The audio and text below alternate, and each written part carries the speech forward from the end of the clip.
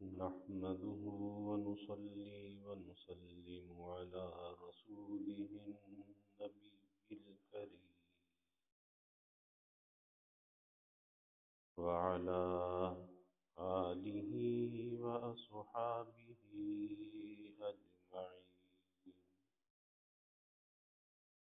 اللهم صل على سيدنا ومولانا محمد وعلى آل سيدنا ومولانا محمد وبارك وسلم صلاة وسلاما كثيرا كثيرا.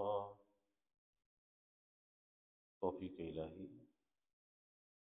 اپنے مرشد پاک کی برکت سے جمعے کی عشاء کی اس نشست میں امام غزالی رحمۃ اللہ علیہ کی کیمیائے سعادت کا درس چل رہا ہے. اس کتاب کا چوتھا اصول ہے باب الغضب والحسد، غصے اور حسد کے بارے میں. گزشتہ جمعے غصے کی مختلف صورتوں کے بارے میں بات چل رہی تھی اور غصے کے دور کرنے کی تدابیر پر بات چل رہی تھی. آج یہ ہے کہ غصے کو ضبط کرنے کی برکت کیا ہے کہ آدمی کو غصہ تو آتا ہے، ایک وہ ہے کہ اس غصے کو جاری کر دے اور ایک وہ ہے جو غصے کو ضبط کر لے. دونوں میں بڑا فرق ہوتا ہے. غصے کو جاری کرنے والا غصے کو اپنی کمزوری بنا لیتا ہے اور غصے کو ضبط کرنے والا غصے پر حاوی آ جاتا ہے، غصے پر غالب آ جاتا ہے. اور جو آدمی اس غصے پر غالب آ جائے پھر اس کے اخلاق اور اس کی عادات کے اندر درستی، نرمی، عاجزی پیدا ہوتی رہتی ہے. اور جو غصے کو اپنی کمزوری بنا لے، بات بات پر چراغپا ہو، بات بات پر غصہ ہو، آپے سے بہار ہو، تلخ کلامی کرے، بد کلامی کرے اور اللہ معاف کرے کبھی ہاتھ کا بھی استعمال کرے. ایسے لوگ بھی ہیں گھروں میں برتن توڑ دیتے ہیں، کھانا پھینک دیتے ہیں. تو ایسے آدمی کے جو اخلاق ہیں وہ بد سے بدتر ہوتے چلے جاتے ہیں اس غصے کے فساد کی وجہ سے. تو غصے کو ضبط کرنے کی اپنی ایک برکات ہے. فرماتے جو آدمی اپنی نیک عادت کی بنا پر غصے کو ضبط کرتا ہے وہ نیک ہے. جو آدمی اپنی نیک عادت کی بنا پر غصے کو ضبط کرتا ہے وہ نیک ہے. لیکن وہ آدمی جو کسی کمزوری یا مصلحت کی بنا پر غصے کو ضبط کرے، یعنی غصہ تو آیا لیکن یہ کمزور آدمی ہے، اب اپنی کمزوری کی وجہ سے غصے کو ضبط کر رہا ہے.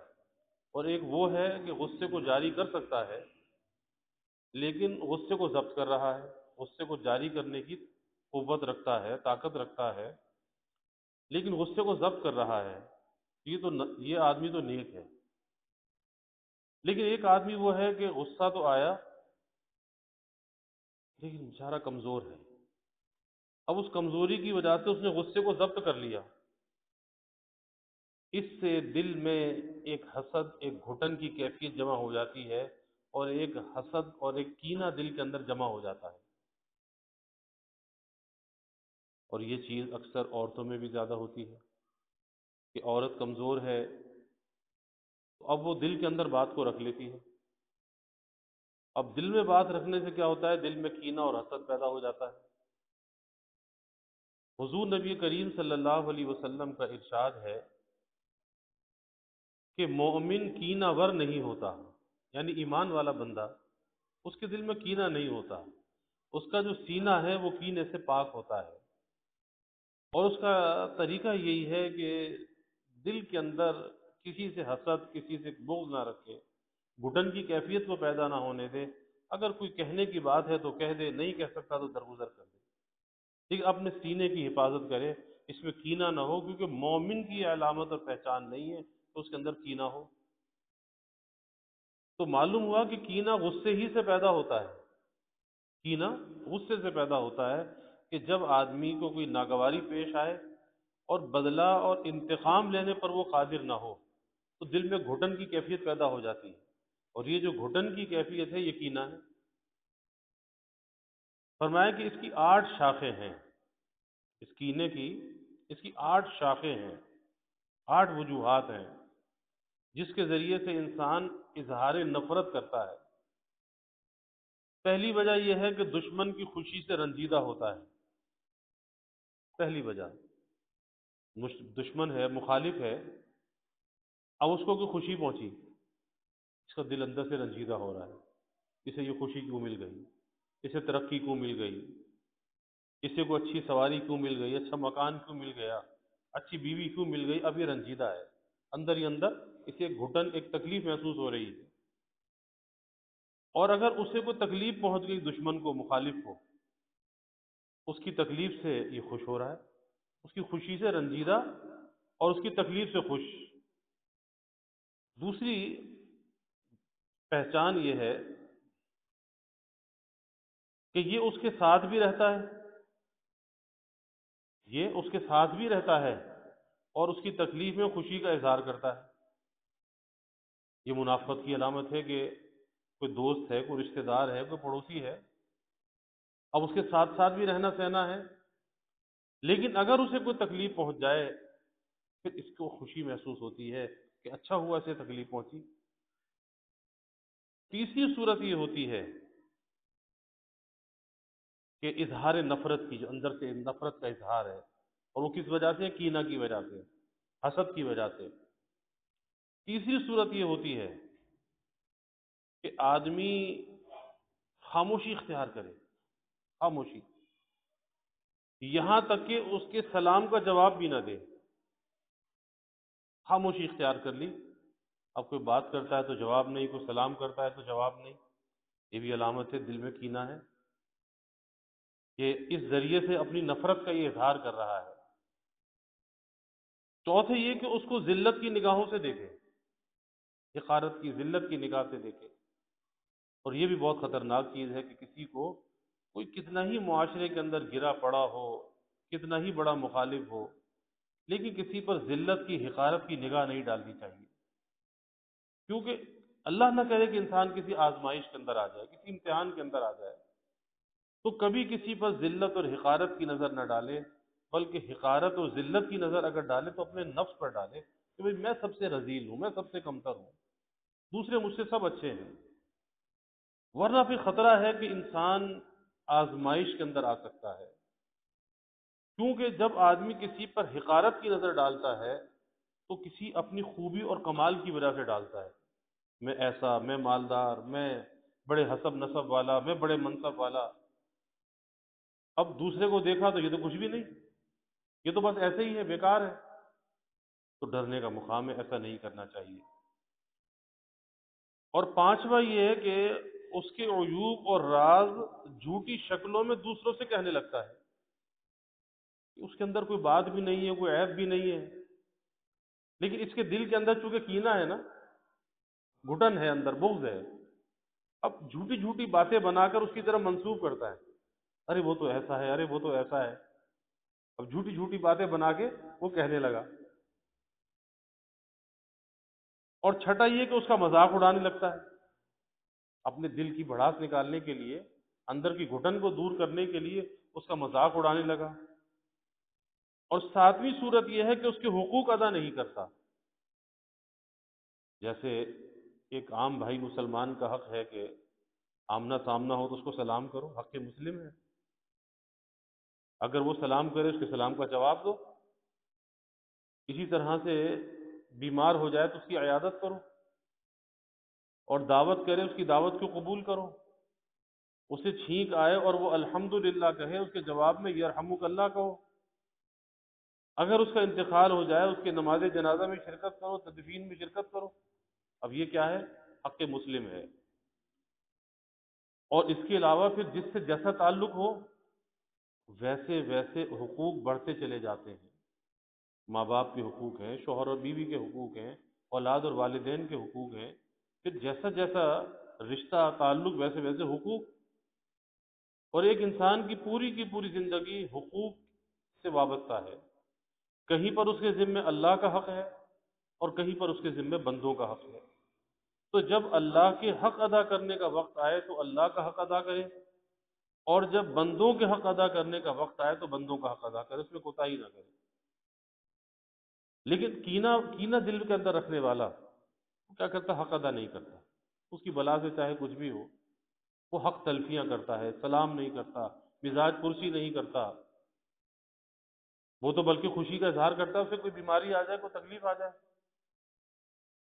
آٹھویں صورت یہ ہے کہ موقع ملنے پر اس سے بدلہ لیتا ہے اور دوسروں کو بھی اپنا شریک کار بناتا ہے۔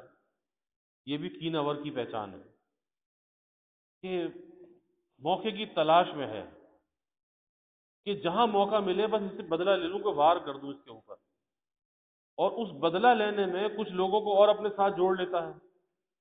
تو یہ 8 پہچانیں بیان کی کہ جو اس سے انسان اپنی نفرت کا اظہار کرتا ہے یا اپنے کینہ کا وہ اظہار کرتا ہے۔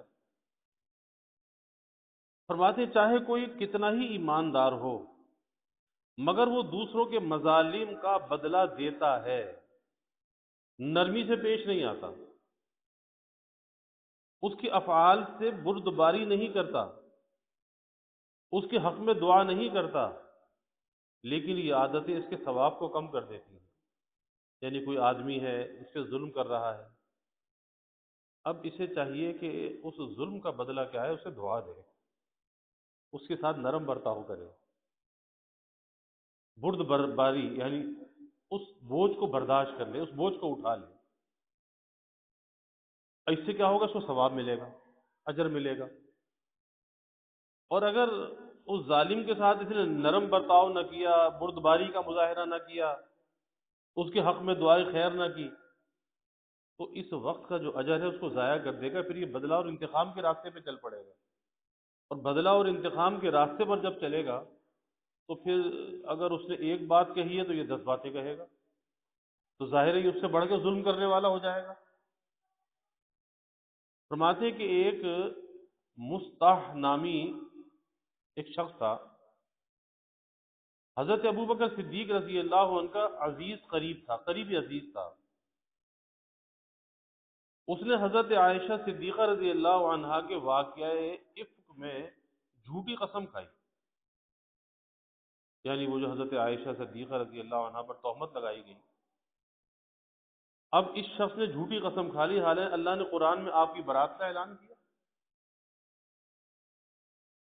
تو حضرت ابوبکر صدیق رضی اللہ عنہ کو اس سے رنج ہوا، اور حضرت ابوبکر صدیق رضی اللہ عنہ نے اس کا وظیفہ روک لیا، اس کو کچھ دیا کرتے تھے، مدد کیا کرتے تھے، اس کا وظیفہ روک لیا۔ اس وقت یہ آیت اللہ نے قرآن میں نازل فرمائی، وَلَا يَأْتَلِ أُولُو الْفَضْلِ مِنْكُمْ وَالسَّعَةِ، اور یہاں تک کہ ارشاد ہوا أَلَا تُحِبُّونَ أَن يَغْفِرَ اللَّهُ لَكُمْ، یعنی تم ایسی قسم نہ کھاؤ، اللہ تعالیٰ فرما رہے ہیں۔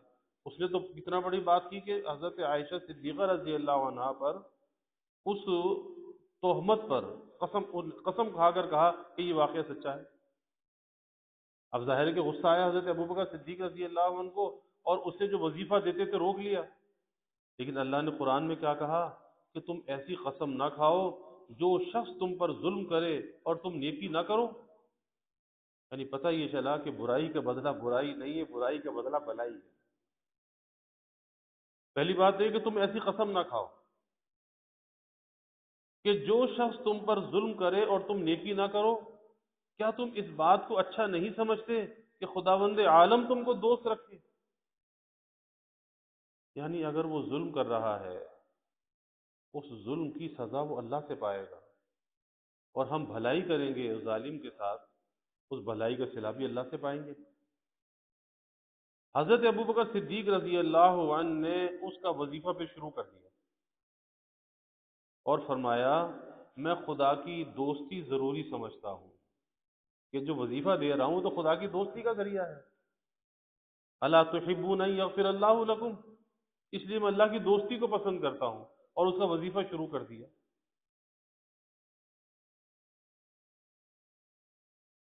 جس آدمی کے دل میں کسی کی طرف سے دشمنی ہوتی ہے وہ تین حالات کے علاوہ نہیں ہوتی، یعنی تین اس کے سبب ہوتے ہیں۔ یا تو وہ اپنے نفس سے لڑے، اس کی بدی کے بعد بھی اس کے ساتھ نیکی کرے، اگر ایسا ہے تو صدیقین کے درجات پر فائز ہے کہ وہ تو برائی کر رہا ہے، یہ اس کے ساتھ بھلائی کر رہا ہے۔ اب یہ کس کا کام ہے؟ صدیقین کا کام ہے، اور صدیقین کا بڑا درجہ اور مقام ہے کہ برائی کا بدلہ وہ برائی سے نہیں دیتے۔ صدیقین جو ہیں وہ برائی کا بدلہ بھلائی سے دیتے ہیں، اپنے نفس سے لڑتے ہیں، اپنے نفس کے ساتھ برا کر لیتے ہیں، لیکن اللہ کی مخلوق سے برا نہیں کرتے۔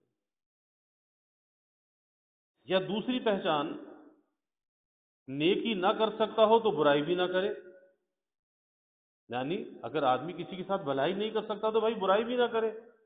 یہ متقین ایسا کرتے ہیں، جو متقی آدمی ہے، نیک آدمی ہے۔ پہلا تو وہ کون ہے؟ صدیقین ہے، کہ ناگواری، تکلیف، برائی، ہر چیز سہ کر بھی اس کا بدلہ نیکی کے ساتھ دیتے ہیں، بھلائی کے ساتھ دیتے ہیں۔ اور دوسرا یہ کہ برائی نہ کرے، نیکی نہیں کر سکتا تو برائی بھی نہ کرے، یہ متقی آدمی ایسا کرتا ہے۔ اور آخری درجہ فاسقین کا ہے، فاسق، گنہگار، نہ خاموش رہتے ہیں نہ نیکی کرتے ہیں۔ ایک تو یہ کہ بھئی خاموش ہی ہو جاؤ، نہیں، نہ خاموش رہتے نہ نیکی کرتے ہیں، بلکہ ان کے ساتھ ظلم کرتے ہیں۔ یہ کون ہے؟ یہ فاسقین ہے۔ آدمی کو چاہیے کہ بدی کرنے والوں کے ساتھ بھی نیکی سے پیش آئے، کیونکہ صلہ تو اللہ سے لینا ہے نا۔ اللہ نیتوں کا حال جانتا ہے، دلوں کا حال جانتا ہے، تو بدی کرنے والوں کے ساتھ بھی نیکی سے پیش آئے۔ یہی سبب تقرب خداوندی کا ہے، اللہ کا تقرب چاہتا ہے، قرب خاص چاہتا ہے، تو جو تیرے ساتھ برائی کرے تو اس کے ساتھ بھلائی کر۔ حدیث میں بھی آتا ہے نا، اللہ کے حبیب صلی اللہ علیہ وسلم نے فرمایا کہ جو مجھ سے توڑے میں اس سے جوڑوں، اور جو مجھ سے روکے میں اس کو دوں۔ تو یہ تقرب خداوندی کا سبب ہے۔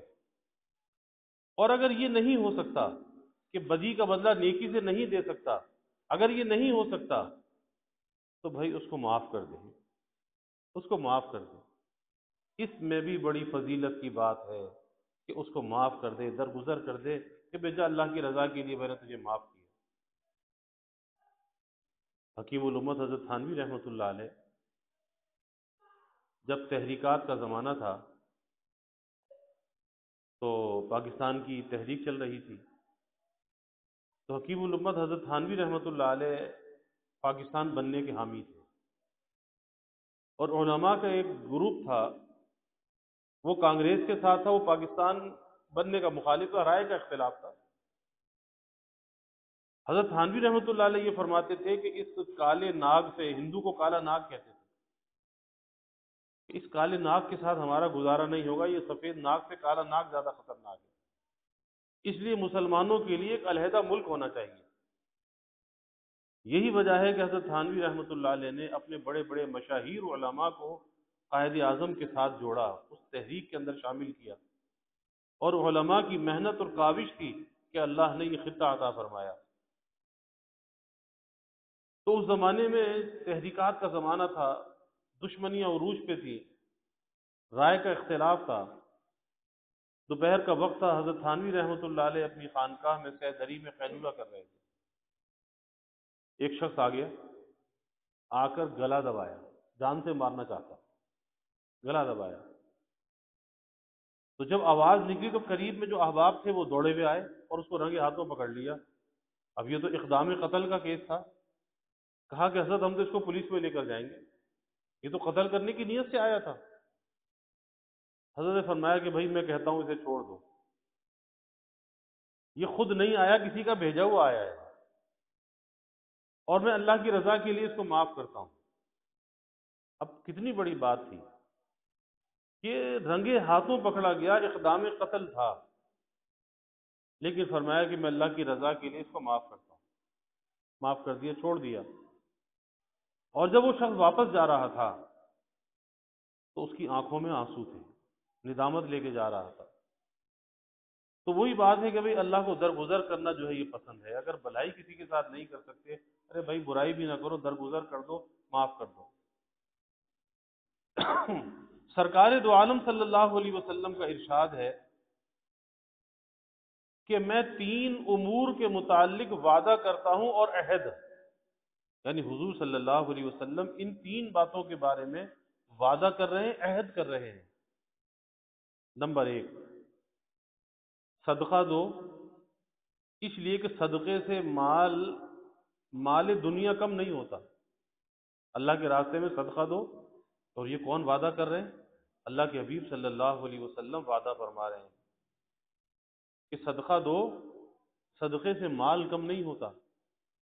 اور حقیقت یہی ہے کہ چاہے انسان کی آمدنی کے ذرائع کتنے ہی کم ہوں، اس کم میں سے بھی چاہے تھوڑی سی مقدار میں صدقہ کرے، لیکن کرنا چاہیے، کیونکہ صدقہ رد البلا بھی ہے، اللہ کے غصے کو ٹھنڈا کرنے والا ہے، اور صدقے سے مال کم نہیں ہوتا بلکہ مال بڑھتا ہے.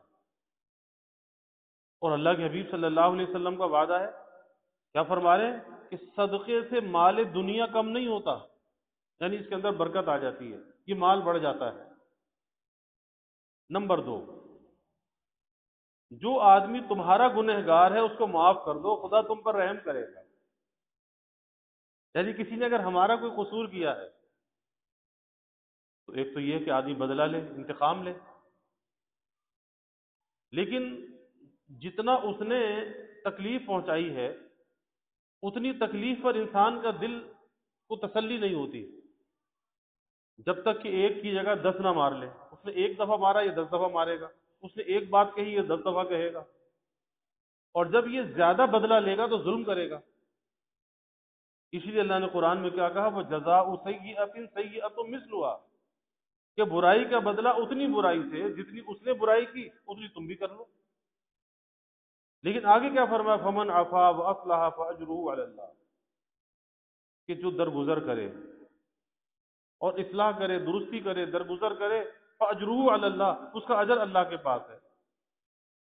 تو اللہ کے حبیب صلی اللہ علیہ وسلم فرما رہے کہ جو آدمی تمہارا گنہگار ہو، ایک تو نا بندہ اللہ کا گنہگار ہو، تو اللہ تو بندے پہ بڑا مہربان ہے.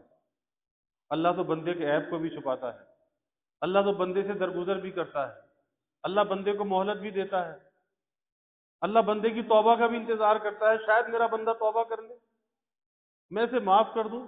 اور ہر گھڑی معاف کرنے کو بھی تیار ہے، کتنا ہی بڑے سے بڑا گنہگار کیوں نہ ہو، لیکن معاف کرنے کو تیار ہے. اور پھر اللہ گنہگار کو کیوں نہ معاف کرے، وہ تو کافر کے کفر کو بھی معاف کر دیتا ہے. کہ 100 سال کا کافر ہو، کفر کرے، پھر آخر میں آ کر ایمان لے، اللہ اس کے کفر کو معاف کر دیتا ہے. ایک واقعہ کتابوں میں آتا ہے نا کہ تھانہ بھون کا ایک ہندو تھا اور حضرت نانوتوی رحمۃ اللہ علیہ کا پڑوسی تھا. جب اس کا انتقال ہوا تو حضرت نانوتوی رحمۃ اللہ علیہ نے خواب میں دیکھا کہ جنت میں ٹہل رہا ہے. تو حضرت نانوتوی نے کہا کہ لالا جی یہ بات تو سمجھ میں نہیں آئی، تم اور جنت میں. تو کہا کہ مولوی صاحب، میں نے مرنے سے پہلے ایمان قبول کر لیا تھا، کسی کو بتایا نہیں تھا. میرے ایمان کا مجھے پتا تھا، یہ میرے اللہ کا پتا تھا. اور میں نے اپنے اللہ سے یہ کہا تھا کہ یا اللہ، جو یہ میرا پڑوسی ہے نا مولوی قاسم، مولانا قاسم صاحب نانوتوی، تو جو اس کا عقیدہ ہے وہی میرا عقیدہ ہے، جو اس کا خدا ہے وہ میرا خدا ہے، جو اس کا رسول ہے وہ میرا رسول ہے. تو میں نے اپنے اللہ سے عہد و پیمان کر لیا تھا، اللہ نے مجھے جنت دے دی. تو ساری زندگی کا کفر تھا، آخر میں ایمان لے آیا، اللہ نے جنت دے دی. تو اللہ تو بندے کو معاف کرنے کے لیے تیار ہے. اللہ نے تو کیا کہا، سبقت رحمتی علی غضبی، کہ میری رحمت میرے غضب پہ غالب ہے، غصے پہ غالب ہے، غضب پہ غالب ہے. لیکن بندہ اگر معاف کرے تو یہ بڑی بات ہے کہ بندہ انتقام لینا چاہتا ہے، بدلہ لینا چاہتا ہے، اور جتنی تکلیف کسی نے پہنچائی اس سے زیادہ بدلہ لینا چاہتا ہے. تو اللہ کے حبیب صلی اللہ علیہ وسلم کیا وعدہ فرما رہے ہیں کہ جو آدمی تمہارا گنہگار ہو اس کو معاف کر دو، خدا تم پر رحم کرے گا، خدا تم پر رحم کرے گا. اور بھئی ہم اللہ کے رحم کے محتاج ہیں. حقیقت یہی ہے کہ اللہ ہم پہ رحم فرما دے. اگر اللہ نے ہم پہ رحم نہ فرمایا تو پھر ہم کہیں کے بھی نہیں۔ اللہ ہم پہ رحم فرما دے، اللہ رحم فرما دے۔ اور تیسری بات فرمائی، فرمایا کہ جو آدمی کسی کا سوال رد کرتا ہے، جو آدمی کسی کا سوال رد کرتا ہے وہ خدا کے نزدیک خود مفلس ہے، تنگ دست مفلس۔ اس لیے حتی الامکان کوشش کرے کہ بھائی کسی کے سوال کو رد نہ کرے، کسی کے سوال کو نہ ٹھکرائے، کسی سے حقارت کا برتاؤ نہ کرے، معذرت پیش کر دے لیکن حقارت کا برتاؤ نہ کرے، کسی کو دھتکارے نہیں، کسی سے نفرت کا اظہار نہ کرے۔ حضرت عائشہ صدیقہ رضی اللہ عنہا سے روایت ہے کہ میں نے حضور نبی کریم صلی اللہ علیہ وسلم کو کسی شخص سے بدلہ لیتے نہیں دیکھا۔ میں نے اللہ کے حبیب صلی اللہ علیہ وسلم کو کسی شخص سے بدلہ لیتے نہیں دیکھا، لیکن جب آدمی حق اللہ غصب کرتا تو بہت غصہ آتا تھا، یعنی جب کوئی اللہ کے حق کو ضائع کرتا تھا پھر آپ کو غصہ آتا تھا، لیکن اپنی ذات کے لیے کبھی آپ نے بدلہ اور انتقام نہیں دیا۔ حضرت عمر بن عامر رضی اللہ عنہ کو حضرت صلی اللہ علیہ وسلم نے نصیحت فرمائی کہ جو تجھ سے نہ ملنا چاہے اس سے مل، جو تجھ سے نہ ملنا چاہے اس سے مل۔ اور بھائی اس کی صورت یہ بھی ہے کہ جب آمنا سامنا ہو تو سلام کر لے، سلام میں پہل کر لے۔ اور جو ظلم کرے اس پر تو رحم کر، اور جو کنجوسی تجھ سے کنجوسی کرے تو اس کے ساتھ بخشش کر۔ یہ آپ صلی اللہ علیہ وسلم نے نصیحت فرمائی کہ جو تجھ سے نہ ملنا چاہے اس سے مل، جو ظلم کرے اس پر رحم کر، اور جو تجھ سے کنجوسی کرے اس کے ساتھ بخشش کر۔ حضور نبی کریم صلی اللہ علیہ وسلم نے غلاف کعبہ پر ہاتھ رکھ کر فرمایا، غلاف کعبہ پر ہاتھ رکھ کر فرمایا کہ وہ احد ہے، اللہ ایک ہے، احد ہے، اس کا کوئی شریک نہیں، اس نے اپنے بندوں سے کیے وعدے کو پورا کیا اور شیطان کو ان کے مقابلے میں شکست دی۔ شیطان کو لا الہ الا اللہ وحدہ ونصر عبدہ وانجز وعدہ، یہ فتح مکہ کے دن بھی یہی کلمات آپ کی زبان پر تھے۔ تم لوگ اس کو سمجھتے ہو؟ سب نے عرض کیا کہ جی ہم جانتے ہیں، اللہ کو جانتے ہیں، اور آپ کے کرم کے امیدوار ہیں۔ یعنی وہ اس وقت جو تھے سارے مکے کے جو مشرکین بڑے بڑے سردار وہ بیت اللہ کے سامنے جمع تھے، مسجد حرام میں جمع تھے۔ تو آپ نے کہا کہ تم سب اس کو جانتے ہو؟ سب نے عرض کیا کہ ہم جانتے ہیں، اور آپ کے کرم کے امیدوار ہیں، آپ کے کرم کے امیدوار ہیں۔ حضور صلی اللہ علیہ وسلم نے ارشاد فرمایا میں تم سے وہی کہتا ہوں، حالانکہ آج تو بدلہ لے سکتے تھے، آج تو اللہ نے فتح دی تھی، اور یہی مکہ جو آپ کا وطن مولود تھا، آپ کی ولادت یہاں پر ہوئی اور وہاں سے آپ کو نکالا گیا، کیسی کیسی اذیت، کیسی کیسی تکلیف آپ کو دی گئی، کس کس طرح سے ستایا گیا کہ آپ سجدے میں ہیں بیت اللہ میں، ایک اونٹ کا اوجڑا لا کے آپ کی کمر پہ رکھ دیا گیا اور کھڑے ہو کر ہنس رہے ہیں، مذاق بنا رہے ہیں۔ حضرت فاطمہ صدیقہ رضی اللہ عنہا چھوٹی بچی تھی، وہ آئیں، اپنے ننھے ننھے ہاتھوں سے اس کو کھینچ کے اتارا اور کفار کو برا بھلا کہا اور وہ مذاق اڑا رہے تھے، کیسی کیسی تکلیفیں برداشت کی ہیں۔ تو آج تو وقت تھا کہ بدلہ لیا جا سکتا تھا، انتقام لیا جا سکتا تھا۔ تو پہلی کیا؟ اللہ کے وحدہ لا شریک ہونے کا سبق دیا۔ غلاف کعبہ پہ ہاتھ رکھ کر آپ نے فرمایا کہ اللہ وحدہ لا شریک ہے، اس کا کوئی شریک نہیں، اور وانجز وعدہ، اس نے اپنے بندے سے کیے ہوئے وعدے کو پورا کیا، یعنی فتح عطا فرما دی۔ کسی مکے سے تم نے مجھے نکالا تھا نا، میرے رب نے مجھے فتح عطا فرما دی، اور شیطان کو ان کے مقابلے میں شکست دی۔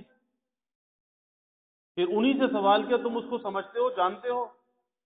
سب نے عرض کیا کہ ہم جانتے ہیں اور آپ کے کرم کے امیدوار ہیں۔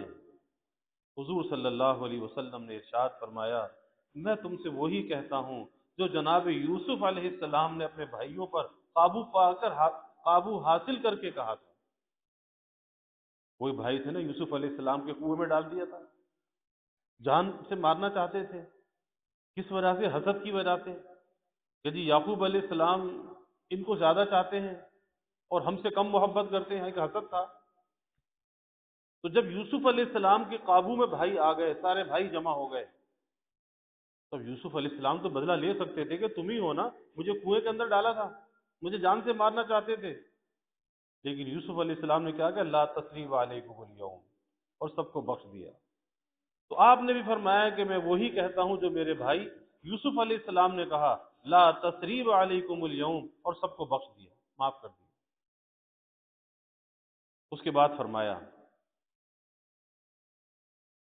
روز قیامت خداوند عالم تمام لوگوں سے کہے گا، روز قیامت خداوند عالم تمام لوگوں سے کہے گا کہ جن لوگوں کے حقوق مجھ پر ہوں وہ طلب کریں، یعنی جن کا حق اللہ پر ہے، اللہ ہی اعلان کرے گا قیامت کے دن۔ اور یہ بہت بڑی بات ہے کہ اللہ پر جس کا حق ہے وہ حق طلب کر لے۔ اب بھلا اللہ پر کس کا حق ہو سکتا ہے؟ تو فرمایا کہ وہ لوگ طلب کریں گے، لوگ طلب کریں گے اور جنت میں داخل ہوں گے، اللہ ان کو جنت میں داخل کر دے گا۔ وہ کون لوگ ہوں گے؟ جن کا اللہ پر حق ہوگا وہ کون لوگ ہوں گے جس کے لیے اعلان ہوگا کہ آج جس کا اللہ پر حق ہے وہ طلب کر لے؟ فرمایا وہ آپس کے قصور معاف کرنے والے ہوں گے۔ اللہ ہمیں بھی ایسا بنا دے، وہ آپس کے قصور معاف کرنے والے ہوں گے۔ اللہ اکبر۔ حضرت معاویہ رضی اللہ عنہ کا قول ہے، فرمایا کہ غصے سے صبر کرو، غصے سے صبر کرو تاکہ غصے پر قابو پا لو، اور جب تم کو غصہ نہ ہو تو معاف کرو، لوگوں سے درگزر کرو لیکن غصے کا اظہار نہ کرو۔ خلیفہ ہشام رحمہ اللہ کے پاس ایک مجرم آیا اور اپنی بے گناہی میں عذر کرنے لگا کہ میں تو بے گناہ ہوں، مطلب میرا تو کوئی گناہ نہیں ہے، عذر کرنے لگا۔ ہشام نے کہا کہ تو دلائل بے گناہی کے میرے سامنے دیتا ہے؟ اس نے کہا یوم تأتی کل نفس تجادل عن نفسها، خداوند عالم کے سامنے تو سب اپنے حقوق طلب کرتے ہیں، پھر میں تیرے سامنے عذر کیوں نہ کروں؟ یعنی اللہ سے تو لوگ اپنے حق کو طلب کرتے ہیں۔ تب ہشام نے اس کے سارے عذر سنے، اور حضرت فضیل رحمۃ اللہ علیہ نے ایک شخص کو حج میں دیکھا، اس کا مال چوروں نے چرا لیا۔ حاجی تو مسافر ہوتا ہے، اب مسافرت کی حالت میں اگر کسی کا مال چوری ہو جائے تو کتنی تکلیف کی بات ہے۔ تو اس کا مال لوگوں نے چرا لیا اور وہ روتا تھا۔ تو حضرت فضیل بن عیاض رحمۃ اللہ علیہ فرماتے ہیں کہ میں نے اس سے سبب گریہ پوچھا کہ تو کیوں روتا ہے، تیرے رونے کا سبب کیا ہے؟ کہنے لگا اب یہ ہے ظرف والے لوگوں کی بات، کیسے اللہ کے مقبول بندے ہوتے ہیں۔ کہنے لگا کہ میں اپنے مال کی وجہ سے نہیں روتا، میں اپنے مال کی وجہ سے نہیں روتا، بلکہ اس چور کے لیے رو رہا ہوں کہ قیامت کے دن جب وہ میرے سامنے ہوگا تو کن الفاظ سے معافی مانگے گا۔ قیامت کے دن جب وہ میرے سامنے ہوگا تو کن الفاظ میں وہ مجھ سے معافی مانگے گا۔ میں تو اس لیے رو رہا ہوں، اسے کتنی شرمندگی ہوگی کہ قیامت کے دن جب اللہ کے سامنے پیش ہوگا۔ اللہ اکبر کبیرہ۔ سرکار رسالت مآب صلی اللہ علیہ وسلم نے ایک بار حضرت عائشہ صدیقہ رضی اللہ عنہا سے فرمایا کہ جس آدمی میں نرمی ہے خدا اس کی بخشش کرتا ہے، جس آدمی میں نرمی ہے خدا اس کی بخشش کرتا ہے، اور جو سخت طبیعت ہے وہ نہیں بخشا جاتا، جو سخت طبیعت ہے وہ نہیں بخشا جاتا۔ اور جو آدمی لوگوں کا دوست ہے خدا اس کو دوست رکھتا ہے۔ یعنی لوگوں سے دوستی کیا ہے؟ دوستی کہتے ہیں بھلائی کو، خیر خواہی کو۔ کہ جو اللہ کی مخلوق سے بھلائی کرتا ہے، خیر خواہی کرتا ہے، اور پھر بھلائی خیر خواہی میں پھر اپنے گھر والے، اپنی اولاد، اپنے ماں باپ، اپنے پڑوسی، اپنے قریب کے رشتہ دار، تو جو آدمی لوگوں کا دوست ہے خدا اس کو دوست رکھتا ہے، یعنی اللہ کی مخلوق سے جو بھلائی کرتا ہے اللہ اس کے ساتھ بھلائی کرتا ہے۔ اور فرمایا کہ سخت طباع والوں کو دوست نہیں رکھتا، یعنی جن کی طبیعت میں سختی ہے اللہ ان کو دوست نہیں رکھتا۔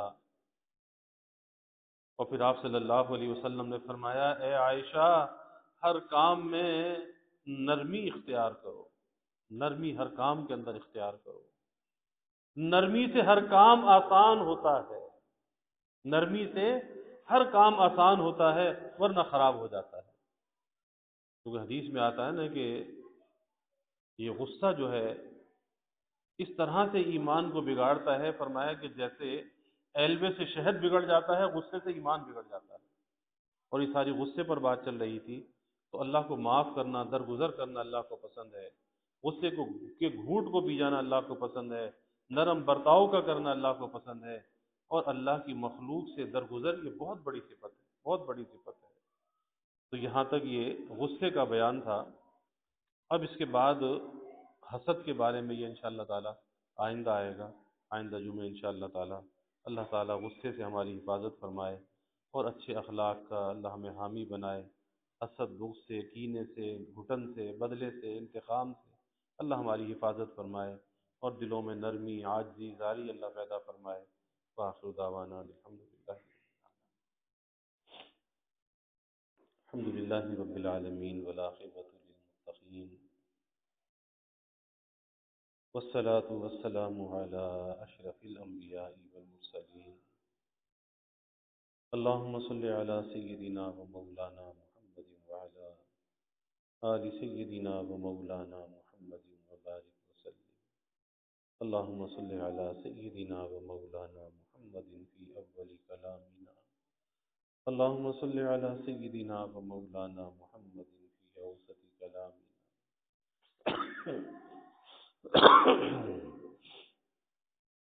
اللهم صل على سيدنا ومولانا محمد في آخر كلامنا، اللهم صل على سيدنا ومولانا محمد كلما ذكره الذاكرون، وصل على سيدنا ومولانا محمد كلما غفل عن ذكره الغافلون، اللهم لا نحصي ثناء عليك أنت كما أثنيت على نفسك، ربنا آتنا في الدنيا حسنة وفي الآخرة حسنة وقنا عذاب النار، ربنا أتمم لنا نورنا واغفر لنا إنك على كل شيء قدير، اللهم أعنا على ذكرك وشكرك وحسن عبادتك، اللهم إنا نستعينك على طاعتك، اللهم وفقنا لما تحب وترضى من القول والعمل والفعل والنية والهدى،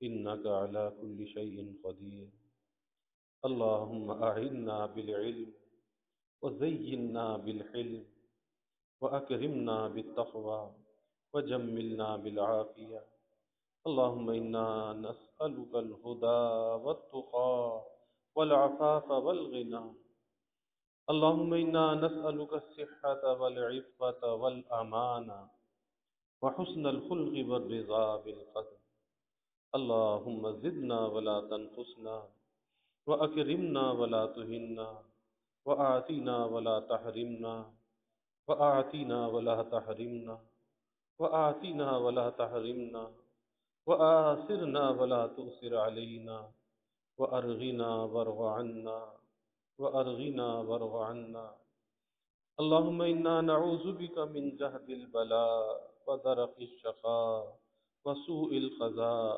وشماتة الأعداء، اللهم إنا نعوذ بك من زوال نعمتك وتحول عافيتك وفجاءة نقمتك وجميع سخطك، اللهم أرنا الحق حقا وارزقنا اتباعه، وأرنا الباطل باطلا وارزقنا اجتنابه، اللهم اغفر ذنوبنا واستر عيوبنا واشرح صدورنا واحفظ قلوبنا ونور قلوبنا ويسر أمورنا وحسن مرادنا وتمم تقصيرنا.